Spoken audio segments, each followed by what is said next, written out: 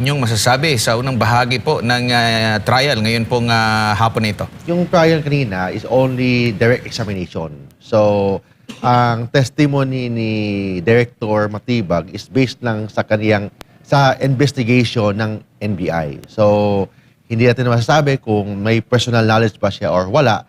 Kasi ang sinasabi lang niya, based lang sa kaniyang sa testimony ng NBI kung may banta ba, seryoso ba yung banta, sino ba yung mga involved sa banta na yan. So hanggang doon lang. So tingnan natin sa cross examination para madiin ang mga testimony ni Director Matibag. Attorney, kanina kinonekta, no? Merong sinabi si Attorney Matibag, si Director Matibag na open source sa kanilang mga pag-iimbestiga at kinonekta yung naging pahayag ni Mayor Baste sa naging mga pahayag pa ni Vice President Sara Duterte. Sa tingin mo may bigat ito at makaka-conclude ka agad kung pagbabatayan lang yung sarili mong persepsyon sa pag-assess dito po sa kanilang narinig? Or tama ba yung konteksto? Paano malaman kung tama yung konteksto na bakit nabanggit yon ng Mayor Baste Duterte at bakit nabanggit ni Vice President Sara Duterte yung mga katagang kanina ay presenta? Si Director Matibag, hindi naman siya expert witness. So wala siyang capacity or hindi siya competent to make any opinions. Kung haka-haka lang niya, sa observation lang niya, hindi pwede yan. Kasi hindi naman siya expert witness. Nag-testify siya doon bilang director ng NBI based sa mga investigation. And pangalawa, yung mga bigat, may bigat ba yung mga sinasabi niya? So tingnan po natin ang saligang batas. Ang saligang batas nakalagay ba doon ang alleged grave threat as one of an impeachable offense? Hindi. Ang grave threat, is it considered a high crime? Hindi. Is grave threat a non-bailable offense or a serious offense? Hindi. Nakalagay ba doon na treason ba yan? Culpable violation of the Constitution ba yan? Bribery ba yan? Hindi. So, I don't know bakit sineseryoso nila itong kaso na alleged grave threat. Kasi ang grave threat, kung tingnan nyo po, kailangan may direct threat sa isang tao. In this case, sino ba ang allegedly, kung may threat man si Vice President, sino ba ang tinatakot niya? So, granting na may tinatakot niya, sino ba? Ang tinatakot niya, nagreklamo ba o hindi? May affidavit ba or affidavit complaint ba ang nagreklamo? Wala.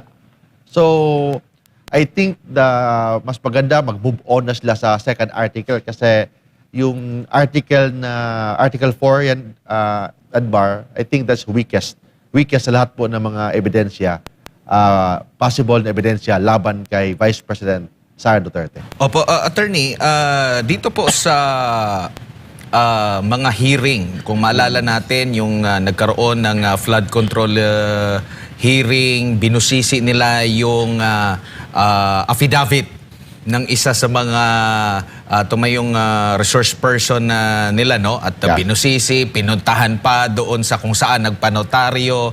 Pero dito po sa impeachment court na ito, hindi lang ito ano talaga, no? Yung sa mga Senate committee, tinutulan ng depensa yung pagko-quote or ng witness dito sa affidavit na hindi notaryado, attorney, na sinasabi na kay Las Cañas daw at mula doon kinonekta itong si Vice President Sara Duterte. Maaari ba itong gawin, attorney, sa isang korte? Sa yung affidavit na hindi notarized? Opo. So, ano bang pagkakaiba ng isang korte compared mo sa isang legislative investigation? Ang legislative investigation, fact-finding po yan. Nag-imbestiga ang mga congressman or mga senador para may basis sila sa paggawa ng batas. So, fact-finding.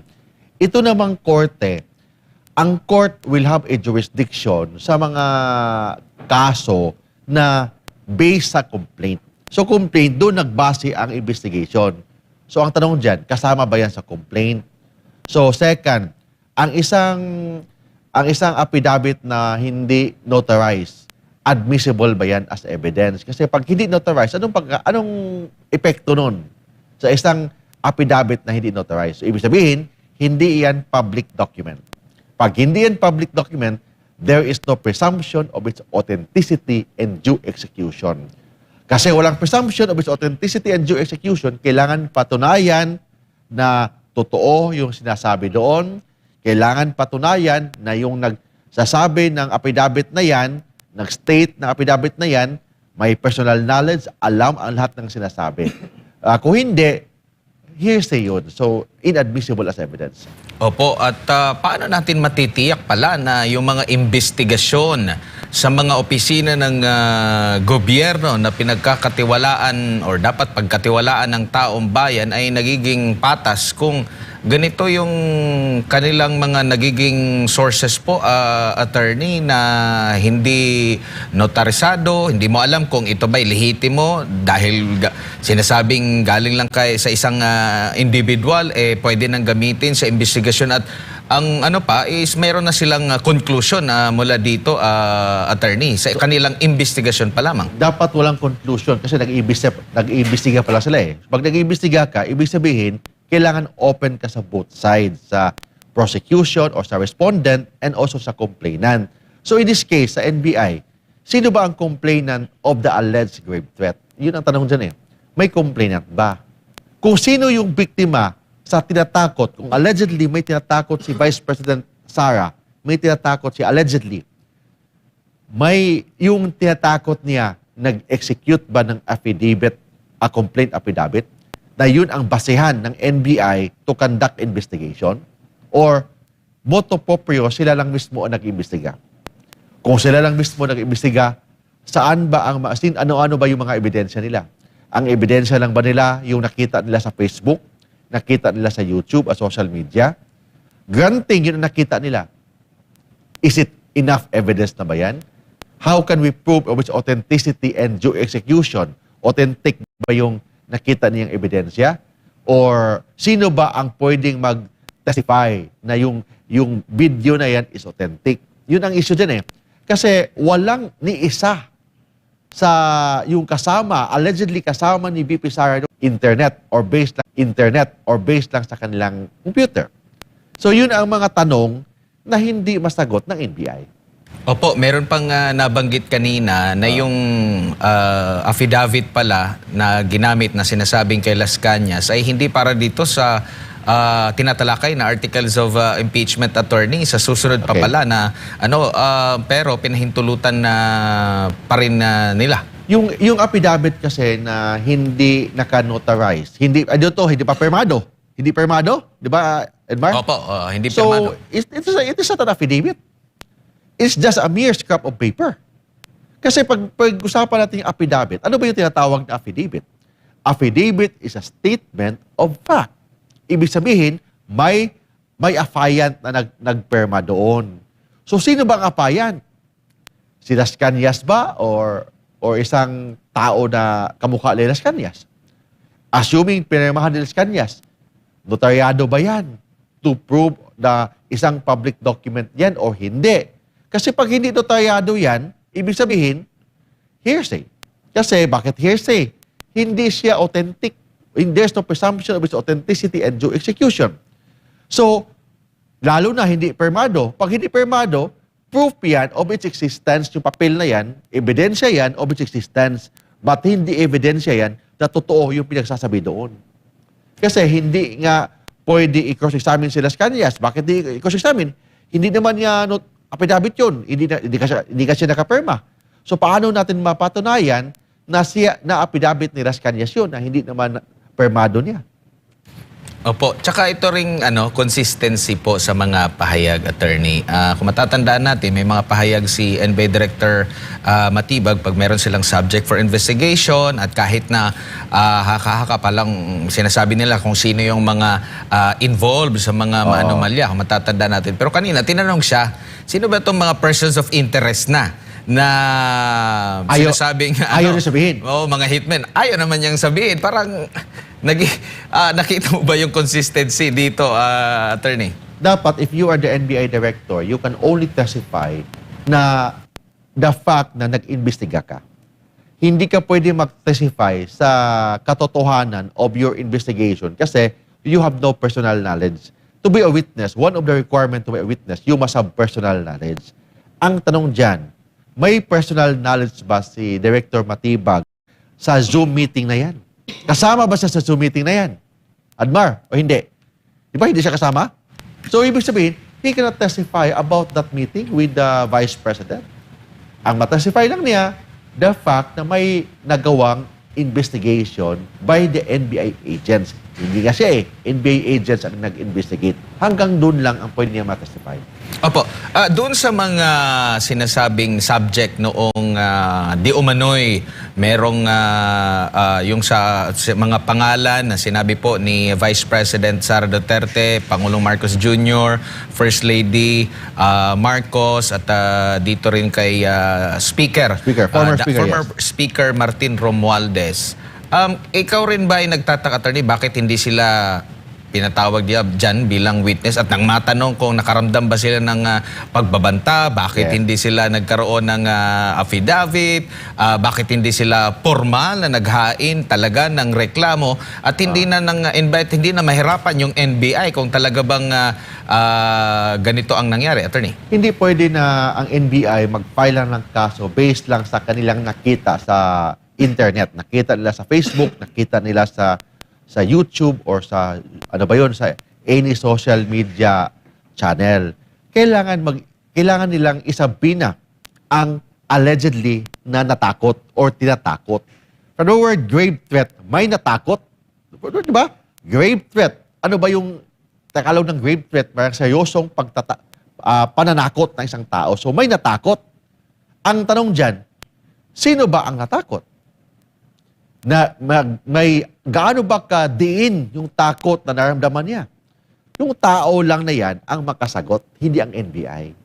So dapat at least man lang may affidavit from the former Speaker of the House, may affidavit si First Lady, or may affidavit man lang ang ating Presidente. In this case, walang affidavit. So, anong pinagbasihan ng NBI na magsasabi na may grave threat na nangyayari? Or nag-imbestiga sila, ano ba yung basihan nila sa kanilang investigation? Sino ba ang mga witness nila? Sila lang ba? Dahil nakita nila sa YouTube or sa Facebook? Kailangan talaga na may witness, na may personal knowledge involved, kasama in that situation. In this case, wala.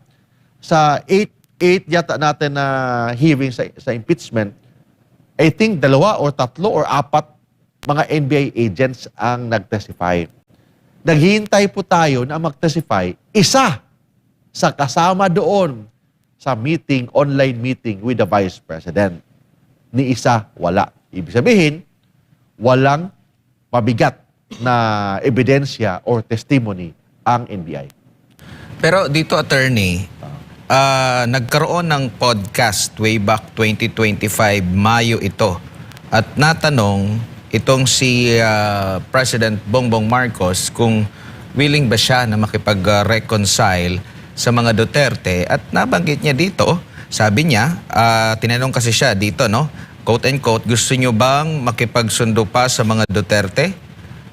Oo. Ako, ayaw ko ng gulo. Gusto ko makipagsundo sa lahat ng tao. Marami na akong kaaway. Hindi ko na kailangan ng kaaway. Ang kailangan ko ay kaibigan. Sa tingin mo, kung ito pagbabasehan na, threatened ba ito doon sa mga pagbabanta? Paano kung ma-threaten? You are the commander-in-chief of the armed forces of the Philippines. Ma-threaten ka. Ganti na sinasabi yun ni Vice President. Saan siya nagsalita? Di ba sa kulungan ng Congress? Di ba? So, yun ba ang dapat katakutan? Yun lang yan eh. So, and you are the commander-in-chief of the armed forces, dapat ka bang matakot? Yun lang yan. Then sinabi niya sa podcast niya na willing siya makipag-reconcile. Ibig sabihin, wala siyang naramdaman na takot. And that's one of the elements of grave threat. At siguro, alam na niya, sa panahon pa ng tatay, pati rin ito, yung the way ng pananalita nila. Kaya siguro, hindi siya na-threaten at nabanggit niya. Kasi parang hindi consistent eh. Sabi, merong grave threat. Tapos, sasabihin na willing makipag-reconcile. Iba yung grave threat kasi, Admar, sa tinatawag na other light threats. Kasi yung bugso ng damdamin, yung crime of passion, may prinsipyo kasi tayo sa criminal law, yung tinatawag na mens rea. Ano ba yung mens rea? Mens rea, it means you are not criminally liable if your mind is not criminal. Ibig sabihin, may intensyon dapat na takutin ang isang tao para maging liable ka ng rape threat. In this case, ano ba yung sitwasyon nung allegedly nagsalita si BP Inday? Di ba? Nandun siya sa kulungan ng Congress nung na contempt yung kanyang chief of staff na si Yusek Lopez. Di ba? Opo. So, ibig sabihin, pwede sabihin na bugso ng damdamin yun or na disappointed lang siya sa nangyayari sa sitwasyon na yun. So, kailangan tingnan natin the whole context of the video. Hindi lang yung 1 minute, 30 seconds, hindi yung buong context. And hindi lang yung buong video ang tingnan natin. Ano ba yung behind the scene of that video? Hindi ba, bago yung video na yan, may na-contempt, may na kinontempt na inutuan ng dahilan sa pag-contempt na yon. Tapos si BP Inday, sinamahan niya yung chief of staff niya doon sa kulungan ng Congress. So, yun ba ang may capacity na mananakot sa isang commander-in-chief, sa isang powerful man na isang Speaker of the House and the First Lady? Parang, there's no philosophy, there's no logic. Baka sinasabi lang yun ni Vice President dahil lang sa kanyang disappointment sa current government or current administration.